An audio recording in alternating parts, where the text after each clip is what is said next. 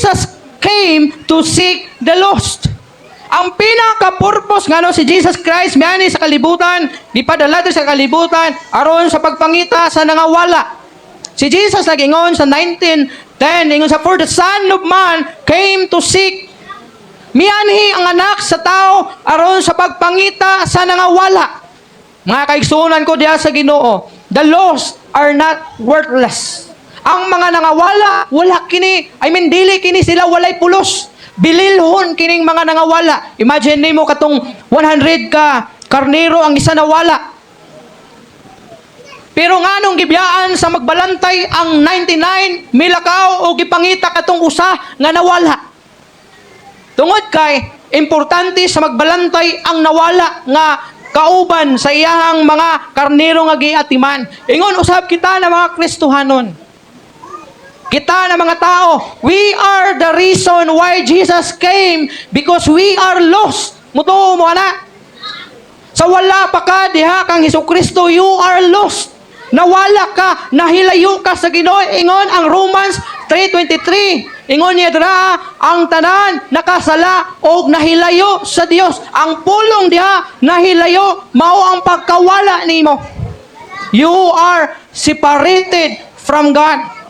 Kung wala si Jesus gipadala diri sa kalibutan o wala nimo mailhan si Jesus Christ diri sa kalibutan, surely and surely, very sure, you are going to hell. Muadto ka ngadto sa kalayo nga walay pagkapalong. Hinumduman nato, there are two destination nga pag-adtuan sa tao, langit ug impyerno. Pero subo pamalandongon nadaghan sa mga tao nagtuo nga moadto sa langit. Pero wag yoy nagtuo nga maadto sila sa impyerno. Bisag unsa pa kadautan silang kinabuhi, bisag unsa pa kasalawayon lang kinabuhi, bisag wala pa muhilak ang Ginoong Hesukristo, diha silang kinabuhi, muadto sila langit. Which is dili siya mao ang biblikal na pag-adto sa langit. Kaya ang tao nga gusto moadto sa langit, ilhon niya si Hesukristo, diha siyang kinabuhi. Naunsa man ang nakapahimulag nato sa Ginoo, sin cause humanity to be spiritually distant from God.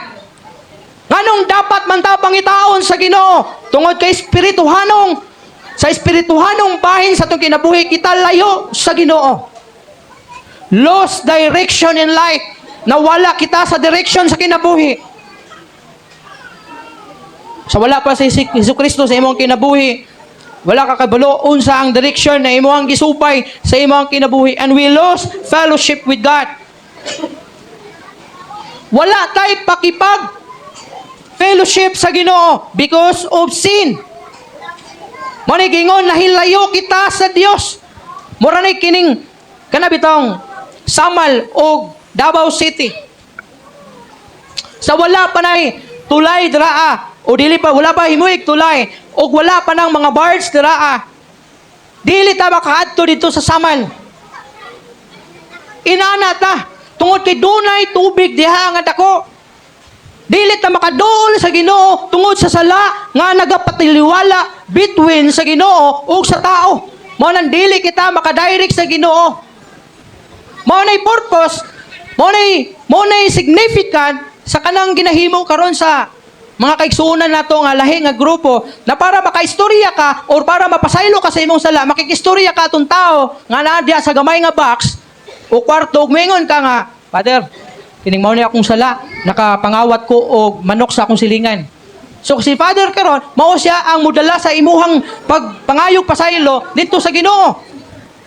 Pero kana siya nga practice panahon na sa Old Testament, sa panahon na nga wala pa si Kristo gipadala diri sa kalibutan. Kaya sa unang panahon, pag makasala ang tao, kinahanglan niyang mag-ihaw og baka, kanding, karnero bakaha o kinibang langgam, depende sa sitwasyon o kahimtang sa iyang kinabuhi diri sa kalibutan. Kung dato siya, maghalad siya og baka, kung medyo arang-arang siya, maghalad siya karnero, kung kabuskid siya, maghalad siya og langgam.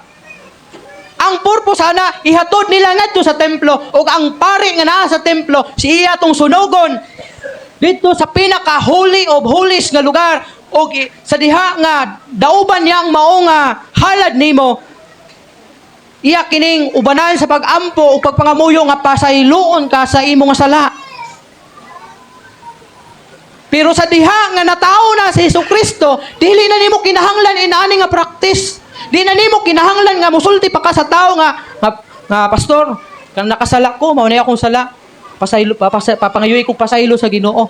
Kadtong pagkamatay ni Jesucristo, anang hapon pag humanyag kamatay, may tilon diha nga nagisi.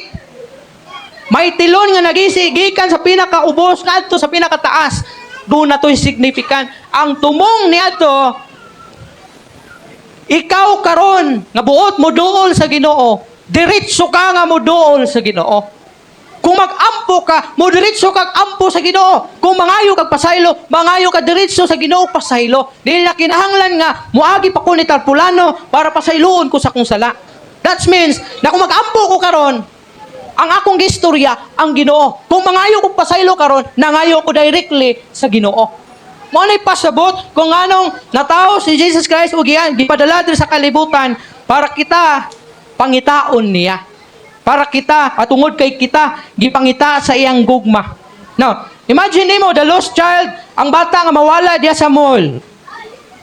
Ang bata nga nawala diya sa bagang panon sa mga tao diya sa sulod sa mall. Then ikaw nga ginikanan wala kami hunong sa pagpangita kaniya hangtod nga nahikaplagan ikaw niya. Inana ta. Ingon ta ni ana nga nawala ta. Ang Pasko nag-remind ka nato that Jesus came to find us, to find you. Nga naman, pilay edad nimo nadakpan sa Ginoo. Maybe some of you nadakpan nga tigulang na. Asa mga tong panahon na naglaroy-laroy ka sa kinabuhi. Nawala ka buot pasabot pero wala mo hunong ang Ginoo sa pagpangita kanimo hangtod nga nailhan nimo siya. Kay nga naman, kay kung nihunong pa ang Ginoo sa pagpangita nimo, wala ka diri karon. O tingali, dili nimo mailan si Jesucristo sa imong kinabuhi. Mao na lang nay pasalamati sa Ginoo na out of billions sa mga tao diri sa kalibutan, isa ka niadto nga nakaila kang Jesucristo, diha sa imong kinabuhi. Kay kung wala ka, sultihan ko kamo, doon na lagi impyerno. Manang ayaw pagtuo nga ang tao maadto sa langit, tanan tao sa kalibutan. Doon na impyerno igsuon, mo na realidad ug mo na kamatuoran. Many today are lost spiritually. Nawala diha sa kalibog, na-trap diha sa sala, unaware, wala sayod sa plano sa Ginoo. But Christmas reminds us that Jesus came to find the lost. Mo ni ang kahulugan sa Pasko.